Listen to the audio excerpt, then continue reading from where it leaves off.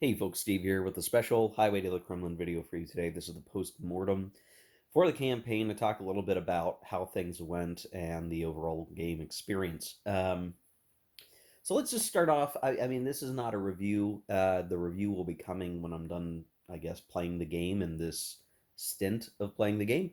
Um, there's still more to the game that I'd like to play, so I don't think this is the end quite yet. I at least want to try one other thing to try to see how the rest of the game goes, which would be like a retreat scenario. So let's play, scenario 4 or 5 and treat it like a campaign and play till the end there, just to see how the game goes with the French on the retreat, because this campaign, if you watched the last video, ended officially on turn 22, after what would technically be a couple of turns, I guess,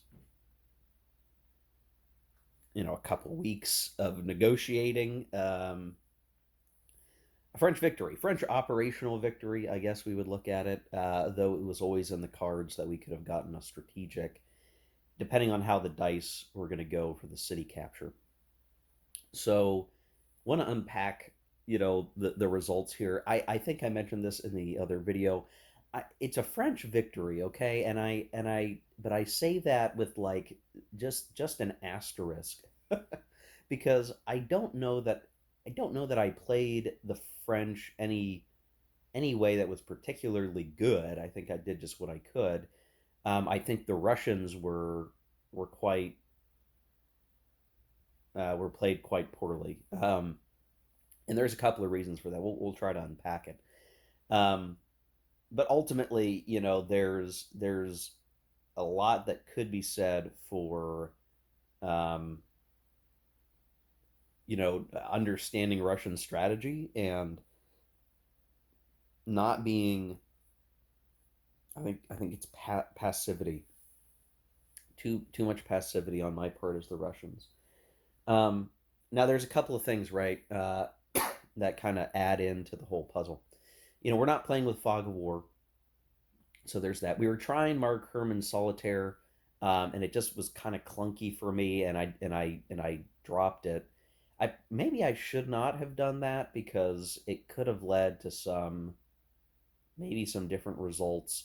Uh, I'm not sure how different, but that I mentioned this in a previous video. There's this whole thing where in a Fog of War game, even the vedettes flipped upside down, and having their flag side showing, introduce ways to slow down the French. Like they kind of have to go and either find out what that vedette is with their own vedettes or push them out of the way, and maybe you can be surprised if you're not being careful.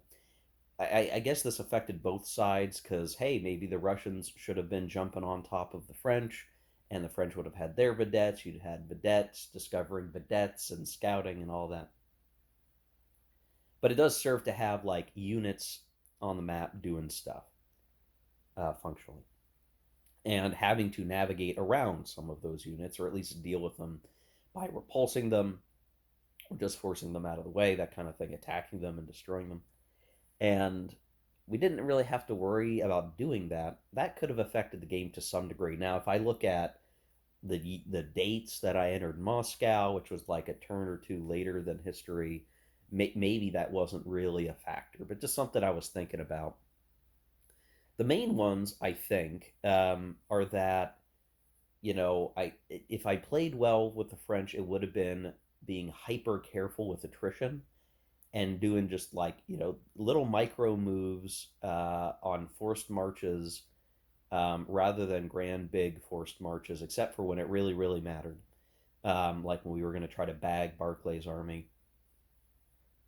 I think that was worth it. That was worth like the couple of points of attrition I took. But early on through the whole game, the French were super careful. At least I tried to be.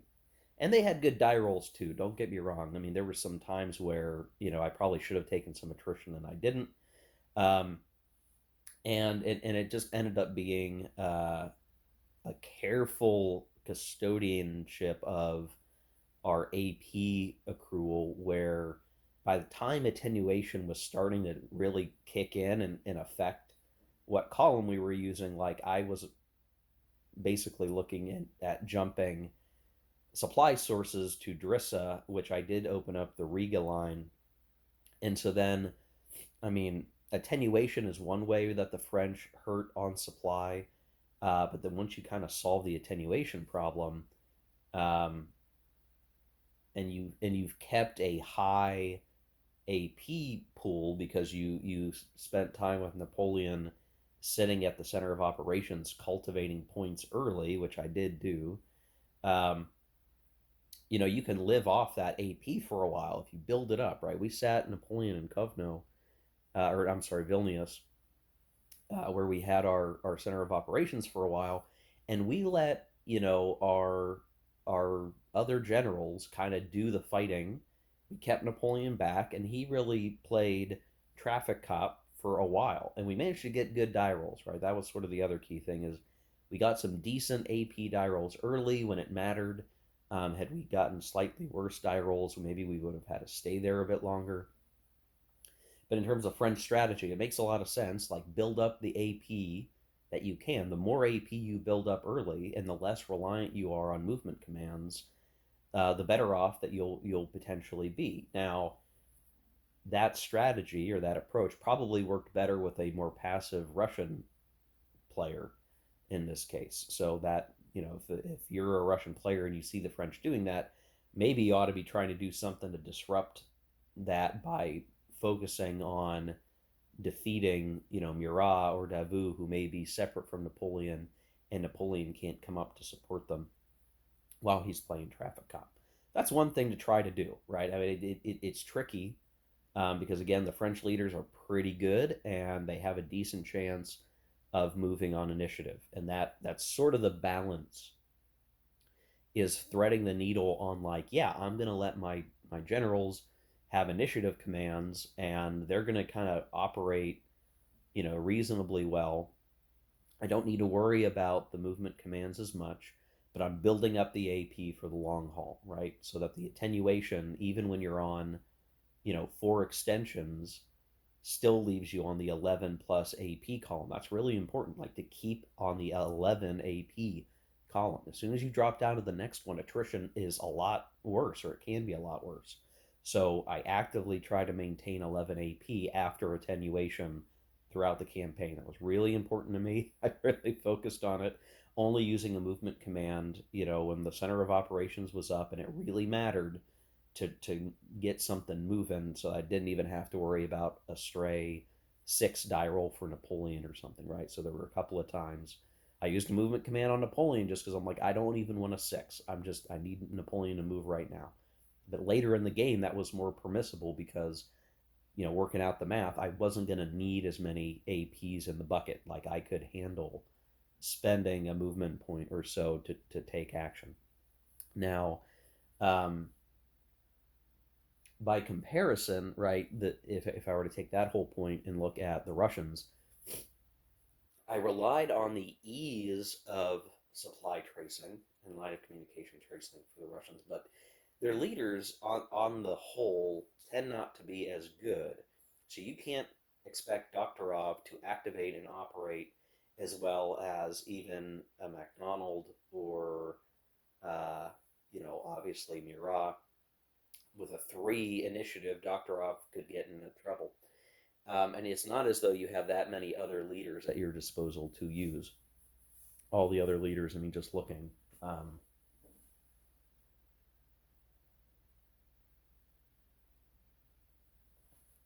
Platov has a 3. I guess he's the only other one that, like, there's a lot of Russian leaders with initiative of 2, and that's a problem. You stick Barclay and Bagration together early, and their initiatives drop to 2, so you need to keep them apart.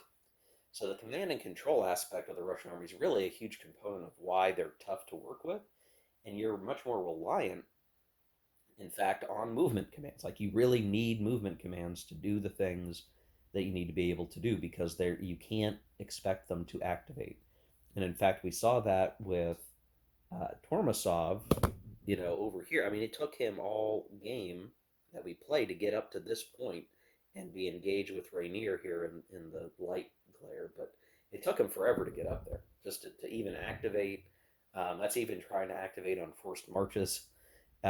Just he wasn't. We weren't rolling ones or twos very much, and in threes it was like I don't even want to move him one movement point. Like there's not much to be gained there. I can inch forward a little bit, but I don't want to put him in a bad position, and I don't want to take a lot of attrition on forced marches either. So he's a slow plotting force, and his reinforcements come with a two initiative leader. So like you're in all these other sectors of the map, period. The Russians aren't moving very quickly, and then you have to make a choice with Bagration what you want to do.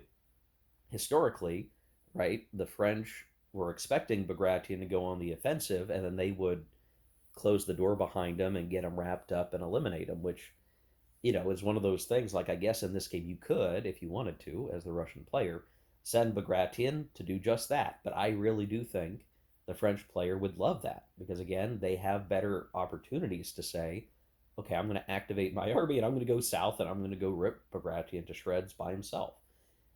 Even if you were to try to get him paired up with all the Doktorov, Platov forces nearby, that's a fight that the French can concentrate and win on, and maybe hold off Barclay while they do it, with a delaying force.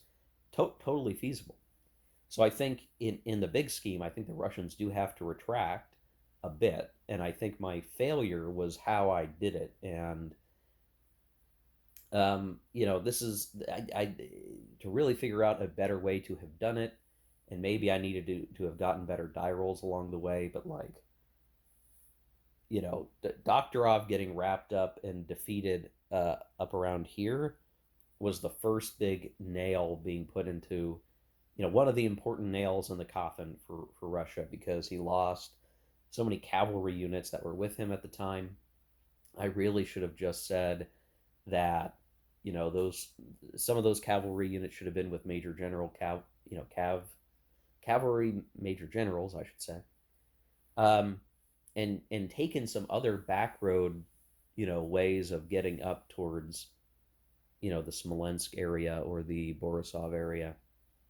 Um, so that's a balance too. Like, okay, well, if they're all with, if I put them all with Doktorov, well, I could move them all together. Okay, great idea. Up until Doktorov gets, attacked and thrown off course and all these things. So there's that. I feel like the right move is to retreat, but to retreat a little more carefully than I did, pull back and all that stuff, so that Barclay can form, the sort of dual army and operate coherently. So that was one thing that I could have done better. That's like a tactical maneuver issue. The other one is I didn't necessarily have to pull Bagration all the way back, and in fact, there's probably an incentive there to have been a little more willing to go on the offensive early and try to do some sneaky stuff while the French were so far pulled apart. So like, trying to find a way to get behind the French and attack a garrison to slow down their supply depot placement. Easily could have done that a little bit. Not a lot, but even a little bit forces the French to spend more time going back, trying to plot down a depot, maybe losing some stuff to attrition. All things that I didn't really try to do. It's very passive. It was just like, no, no, no, retreat, retreat, retreat. I should have tried to do a little bit more along the way, and that even more so along the Dvina up here from Riga on down. Um, Probably should have looked at burning more bridges early and just making that a harder thing to deal with. Now, it's still not super duper hard. You can still cross the river. Even the primary river, you can cross with 2 movement points. Uh, so it's not like it's impossible to get over those rivers. You certainly can. Um, I don't think, I think historically the Russians said, hey, that river line's not totally defensible. I think that's still true, but I could have had a better fight of it up there, um, and contested it with a little bit more force, or even have broken off some of Barclay's army to reinforce Essen and just had a little bit more force in being up there, because once we got on the other side of the river, that kind of puts Barclay in a weird spot. And of course, we saw that in very real terms, where Barclay almost got bagged north of the river. Almost did, didn't, almost did, and I maybe could have if I had just adjusted my forces a little bit differently, at a critical point in the campaign. That's something I'm trying to get figured out in my head. Like, how do you can you bag an army in this system? What does that even look like? You have to have so many forces that can uh, surround the enemy, but by surrounding them, you make them repulsible, and your opponent might do just that unless, like, you succeed in forcing their retreat in multiple rounds of pitched battle and they collapse. So that's something I think it's really hard to do. I think both, and I even off camera, you guys didn't see this. I did a lot to figure out like what would it take to get the Russians to wrap up around the French, and it made each attacking hex so weak, that for the three hexes that could maybe attack all at once, they were going to be disadvantaged attacking Napoleon if he was surrounded, and then he would simply force march his way through, or I'm sorry, repulse his way through the circle and break out pretty easily. So it's hard to do it unless you truly have a huge amount of force advantage on an army. Um, Speaking of the Dvina River, I mean, in that particular situation, this is the, like, deadly mousetrap, get the tasty morsel thing. Had Barclay just said, "Nope, I'm not going to try to hit Murat. I'm just going to get away," he might have avoided, that situation, and maybe would have kept a lot more Russian strength points with him in those early parts, or, well, we'll say the mid parts of the campaign. Yeah, there was a really great chance to have totally annihilated Murat's stack, or at least put them in a really bad situation. Very likely would have affected the morale track. I mean, it was definitely like, man, there's only so many good opportunities to really hurt, the French forces when they're spread out. That was definitely one of them. But oftentimes in war games, you have to look at it as, can you afford the worst die result? And I didn't factor that in enough, and sure enough, that it didn't go the Russians' way. Murat's troops, did what they could and survived, and managed to buy themselves some time. So that's a problem, and something to watch out for. So that was an accidental trap implemented by the French. A French player could certainly kind of put one of their forces in a really dicey situation, and you might overcommit, and if you overcommit as the Russians, that's where you get that. It's the situation that the French were looking for the whole time, was how can I get one segment of the Russian army in a bad situation, and if I can just eliminate or heavily damage, disrupt, harm one army, it's going to be that much easier to deal with the second army or follow up that attack on the damaged army and destroy it. And if you provide the Russian player those opportunities, then yeah, that's going to happen. That's going to cause a lot of problems. Um, by the time we were fighting around Smolensk, and I do think Smolensk was kind of where we had the most like tactical maneuvering to see could we get off a good fight. Um, Counterattacks, the fact that you can have the Russians focus a counterattack on one stack, if there's a multi-hex attack and you can counterattack just Davout, for instance, that's a great way to shave off French strength points and keeping it competitive. So with what Napoleon tends to do when he has to manage his buddies, is he needs to keep Murat and Davout separate unless you can afford to have them together with their reduced command span values. Um, so you're very often operating maybe in these big attacks with a multi-hex force, but a multi-hex force is easier to counterattack, and that's kind of where the Russians can aim to find some weaknesses, some weak points, and try to capitalize on the flank, a wing of the French army, and do some damage, but it just wasn't enough um, as we were going. It was really good at me sending Miloradovich to sit in the citadel of Smolensk was very helpful. So as we get towards like the tail, the further end of the campaign, like boy, that wrapped up a lot of French forces. So I'd say like it's certainly a fair option to try to stick a few strength points in Smolensk. Now the die rolls were pretty good for attrition for the French on Smolensk. I think Riga held out a longer number of turns, but the math was the same between them, so we just got a little more fortunate with Smolensk as the French player. I do think it's worthwhile. Like Miloradovich, you're not a very good leader. You kind of suck, but you've got some strength points. Go sit with the garrison and hold back twice your number of troops just trying to clear it. And if the French don't mask the citadel, well, you could go and disrupt their supply line. So they kind of have to commit to dealing with the citadel up there. So that's really important. I think that was a good choice as the Russians. With the bang for your buck for SPs, that's a great way to tie down forces. Now, unfortunately, the Citadel did eventually fall, and all those troops became very helpful reinforcements to the march on Moscow. So, that's just the dice going the way that the dice went. Um,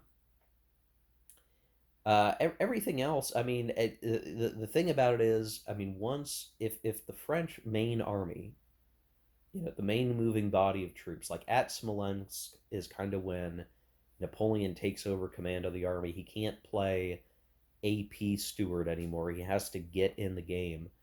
Um, if the French army is as big or bigger than the Russian army at that point in the campaign, they're going to enjoy a general advantage in knocking the Russians back.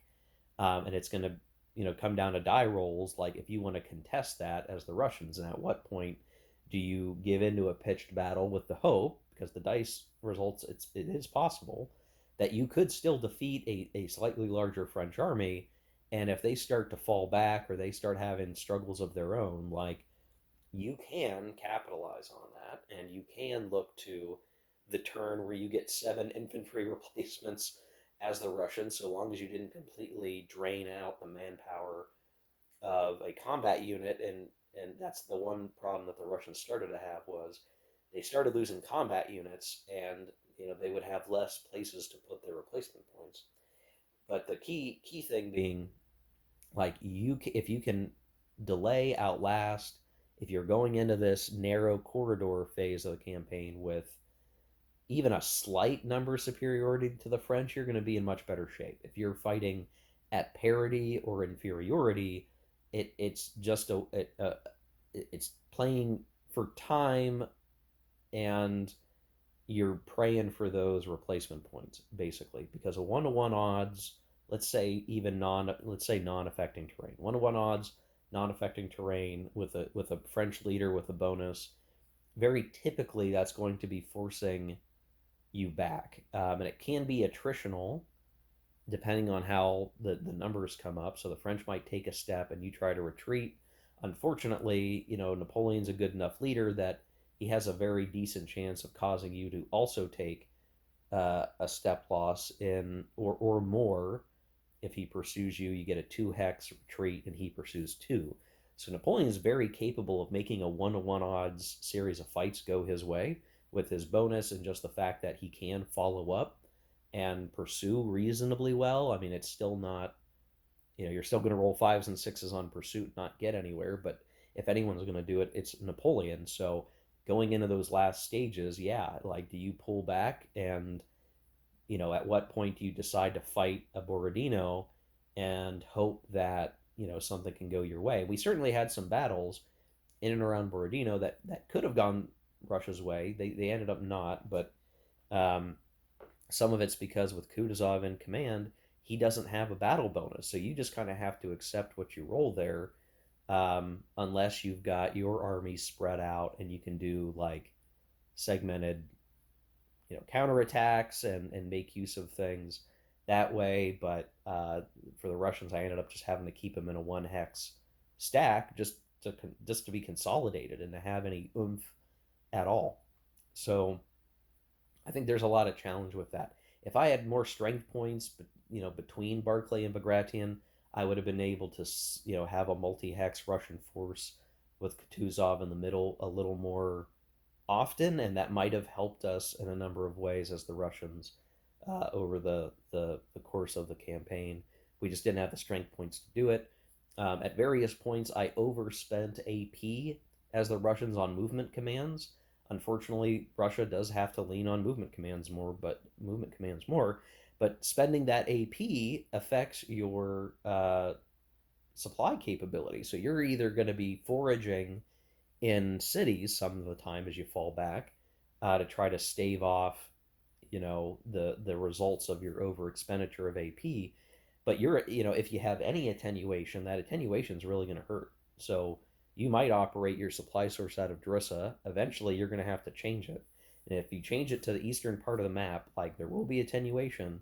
And if you've overspent AP, you're going to have some nasty attrition problems. And I think at various points in the campaign, Russia suffered more from attrition than even the French did because we were having to spend so much, and I didn't spend enough time with Barclay and Kutuzov when they were the respective leaders, army commanders, cultivating AP, playing traffic cop.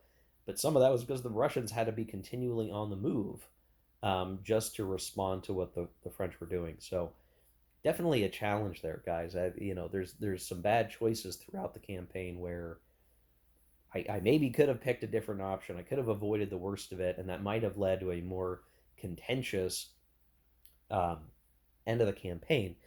And I'll say what modifies all of this throughout a campaign truly is the morale track, and it feels like the Paris morale track feels very simplistic, but it has a really important impact on the game because the fruit on the tree, the carrot, to get, instead of the stick, is like certain behaviors are going to maybe help your morale track, which gives you more room in, like, the more morale you have in your favor, um, that affects what you can do on the map because of what you can allow to happen or not happen.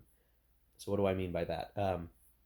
The fact that, let's see, if our morale track is at 4, 2 of that for morale gain were from battles, right?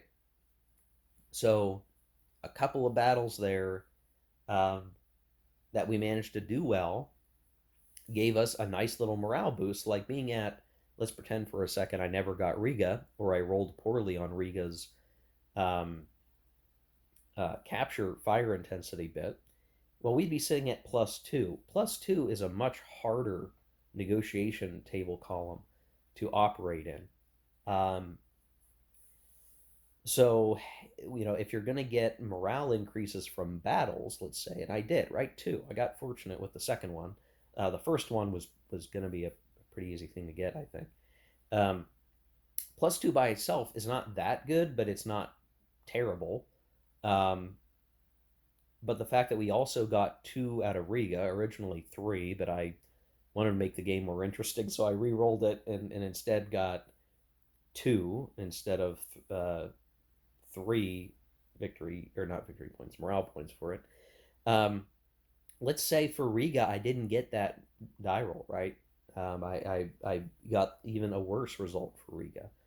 Well, only being at +1 morale early on, maybe getting up to +2 with other battles, only puts you kind of in the ballpark that Napoleon historically was for capturing Moscow. So you kind of have to look at that and go, okay, well, +2 is not enough. What does that do to your gameplay? Well, it means that you're going to be more likely to seek decisive battles, which means that you're going to be forced to be more aggressive because it's not really safe.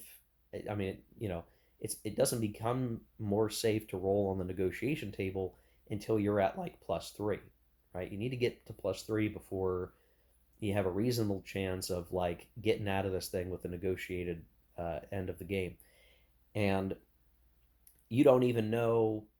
what that die roll is going to look like until you take Moscow. You can't even do it until Moscow. And Moscow is going to give you 0, 1, or 2 morale points by itself. So you're like, okay, what's my pre Moscow morale? If it's even a couple of points, that could be really, really good. If we were only at +1 or +2 by the time we took Moscow, but we got a good Moscow die roll, we'd be in great shape. But we don't know that going in, right?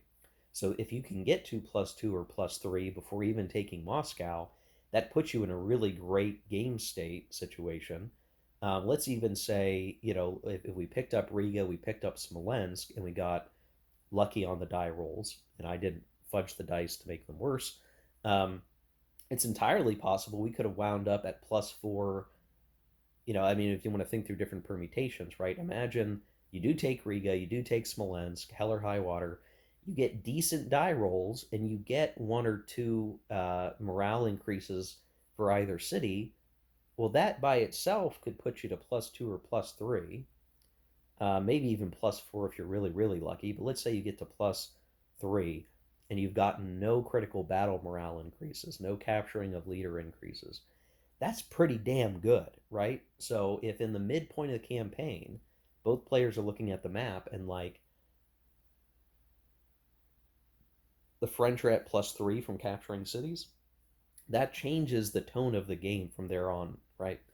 Um, Russia can't afford for Moscow to fall because one, if the French are at +3, they've already got a pretty good chance of getting negotiation. It's not perfect, but it's not a bad place to be. And if Moscow gives them a couple more points, then they're probably gonna win the game, right?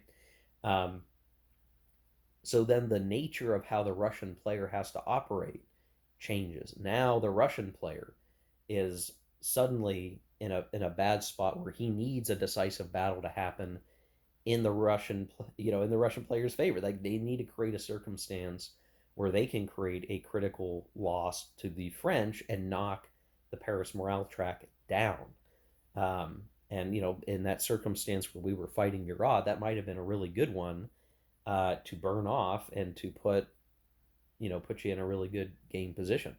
Um, that's where the morale track becomes more complex. It's not about, oh, you're just going up and down. It's like, okay, where are we at on the morale track and why? That's going to influence the player's decision making from then through the rest of the campaign. Like, do we need to try to recapture Smolensk? What are our chances of recapturing Smolensk? Is it worth the risk to go do it, knock off the 2 or even 3 morale increase that the French got out of it, knock that back down, and kind of struggle through the repercussions of that, um, to make it so that if they get into Moscow, maybe they're only rolling on the +1 or +2 column, and that's kind of dangerous. That's very possible that the Tsar will refuse surrender, and that changes the scope and the nature of the game at that point. So I think there's something to it where like that's really really important. And will change your methodology mid game of like what am I trying to do at this point? What can I do?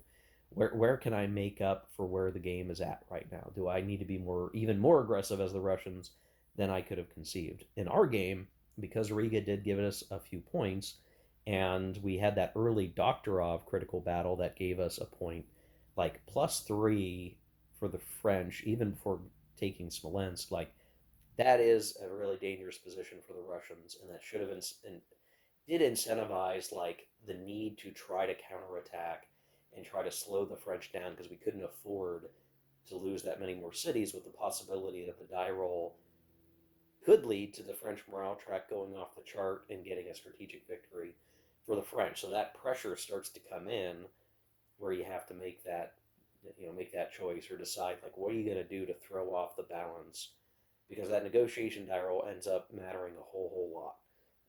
Matters a whole lot. And if you're going to play even the long game and try to say like you need to drop Paris morale down to 0 or the negatives to win a distance game victory as the Russians, like what is it going to take? It's going to take recapturing cities. It's going to take destroying the French army in certain parts of the map, and you only have so many real good opportunities for doing that. And much of that may come after you get a boatload of replacement points that the French are not necessarily going to get, and then you'll have local superiority that you could try to chew them up. You'll get your partisans, which in my game the partisans end up not being super useful just because we weren't in a good position to use them to a great effect. But I could definitely see other circumstances where multiple partisans working in unison could really screw up Napoleon's line of communication. So didn't really factor in at our point in the game because of just the fact we were already at Moscow by the time it mattered. But with such a high morale count, that allowed us to get negotiation. But those partisans really could be very, very deadly to knock down lines of communication and cause, if not battle losses, attrition losses that will help lead to big battle losses that could be taken advantage of. So all of those things were certainly in effect for this one. When it comes to gaining the morale for battles, it is clear to me that unless you have a very one-sided situation, um, and it's hard to imagine exactly what the circumstances would be that would lead to that. Because if you want like 3 to 4 to 1 odds, and you're gonna force your opponent to lose 3 strength points, like you have to have a very imbalanced encounter, right? Like a big healthy stack versus one detachment stack. And it's kind of hard to really make that happen if you're shepherding your forces carefully. You wouldn't leave somebody out on a limb like that. But if you're at like 3 to 4 odds and you get a really good result, you could maybe cause 3 strength point losses with really good pursuit, which is unlikely, or a pitched battle. So it feels like you're only going to get into situations where the enemy is going to lose at least 3 strength points, and the differential between their losses and your losses are big enough that the die roll is likely to succeed and give you that critical battle morale increase, is almost only going to happen in this game when you bounce somebody across a river. And that's it as far as I can tell. Like, if you're going 1 to 2, 2 to 1, and maybe you have a multi-round pitched battle, but you know what a multi-round pitched battle leads to? It leads to both sides losing about equal strength, usually, not always, but usually by the end, and then eventually a pursuit that, a retreat that's not going to be well pursued. Um, so in those circumstances, it is possible maybe to get a critical victory die roll, but like if you want one to happen, it's because you've created circumstances that force the loser to retreat over rivers. So that feels like, in terms of battle maneuvering and like where do you want to be, that feels like um, the most important tactic is to find a river, and find those river hex sides that do not have a bridge over them, and find some way to force your opponent into a battle where they have to retreat across them. Like that seems to be, even secondary rivers, that's a fine way to do it. You don't need to rely on the Divina. But if you create those circumstances as much as possible and you manage to win that fight, it's going to go decently well for you. But it will be climactic battles. Like it will matter a whole lot because your opponent is not going to want to retreat over a river, so they'll fight a pitched battle. And then you kind of need to win that pitched battle and force them to pick pursuit and actually run away. And then you actually need to pursue. So, and if you're doing a lot of pitched battles, it's very possible that you're not going to be able to pursue. So, yeah, we had these circumstances, yeah, with Doktorov, especially where that knocking them back over the river can happen and can be very, very important to do that. um, you also need to have the good pursuit, and it is possible if they disengage from your zoc that they just safely traverse the river and then they get out of that dangerous situation. So you can imagine a lot of maneuvering over, oop, I got a river at my back, I need to adjust, I need to get away. If you're a Russian leader that doesn't have a good initiative and you're facing, say, Davout, Murat, Napoleon, I mean, Davout's only a 4, but still, A 2 versus 4 is not a good situation. A 4 even versus a 5 is not a good situation for trying to disengage. And so that's where your hope is, right? Find a river, find a place where they're stuck on a river, and then go for it. Obviously, certain parts of the map are more conducive to that than others. So, like the area south of Smolensk is very river laden. That area between uh, Molodechno and Borisov is river laden. Um, Getting up towards Borodino is very river laden. Those are going to become those kind of scary kill zones where you want to maneuver very deliberately, and you don't want to find yourself forced into a bad position, right? This is where like the your opponent will seek to march, near you and then over and around you to create those circumstances where your only retreat path is across that river, based on the priorities of retreat. And what I find useful to do is, if you're kind of near the enemy, use your force march to creep up on them, and then you're, spending 1 or 2 movement points so that you don't take a lot of attrition. And then on your turn, as the French, for instance, like, because you do your force march before your main march in a whole game turn, using your march to then really fling out ahead of your opponent.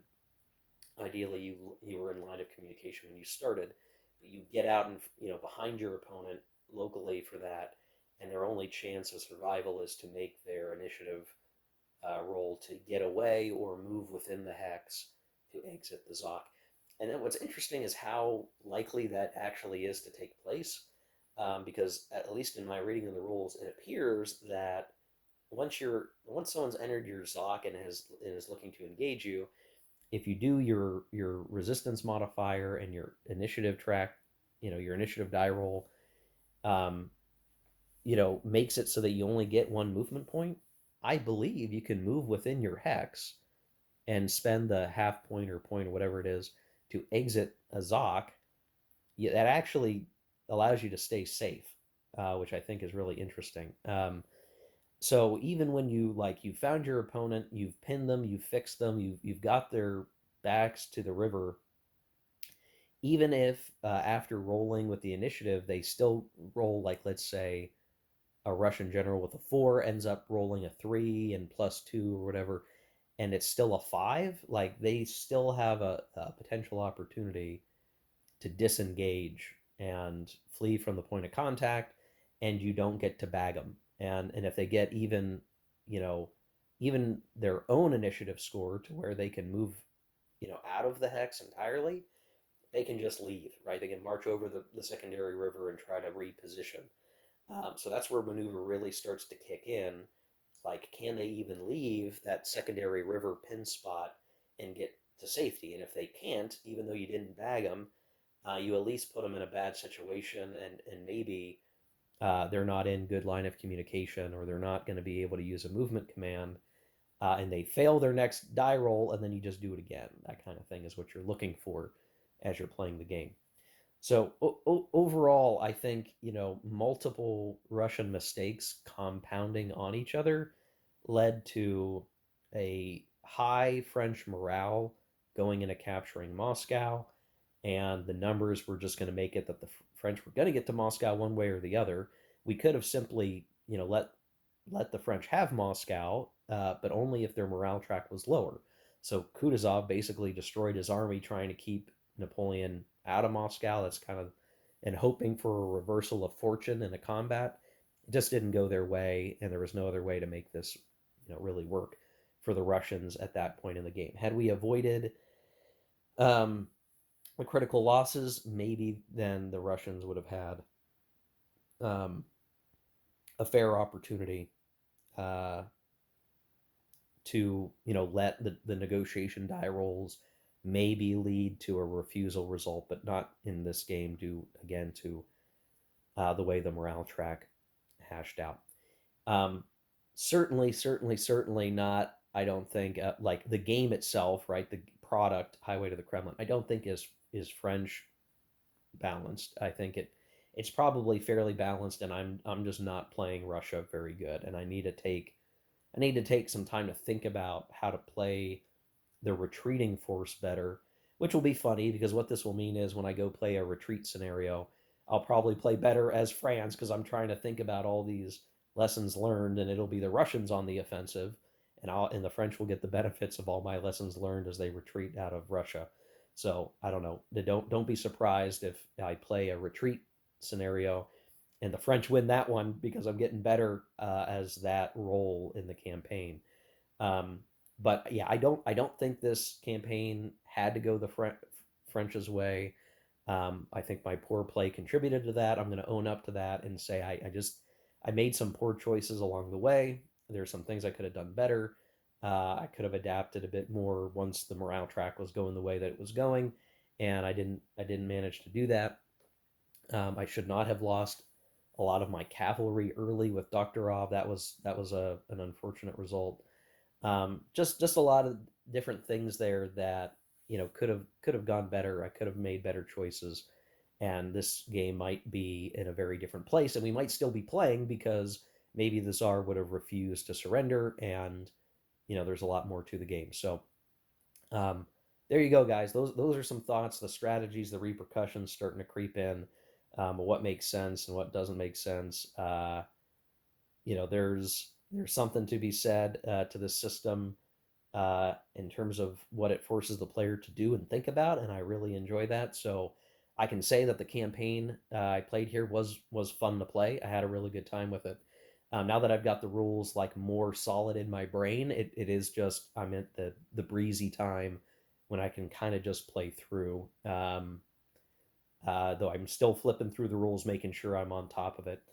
So that's it, guys. Now, where we're going to go from here is I think I'm going to try to set up uh, like scenario 4, which is the beginning of the campaign retreat, and use that as a campaign starting point because we've obviously played up to this point. Only the French were victorious.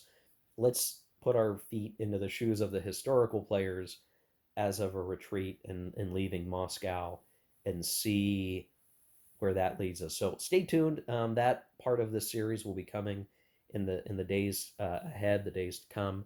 Might be a little bit before I get the retreat scenario going, but that's my aim, and that will be maybe the last scenario we play before I get into the review part of the coverage here, guys. So yeah, I still want to. I play the campaign and reach a conclusion. I want to keep playing. I want to see the undiscovered country of this game and look at the French retreat out of Russia. Worthwhile to see as well, even though our campaign didn't get to show it. So see ya in that video set to come, guys. Hope you enjoyed this video. Thanks for watching. Take care. Keep gaming.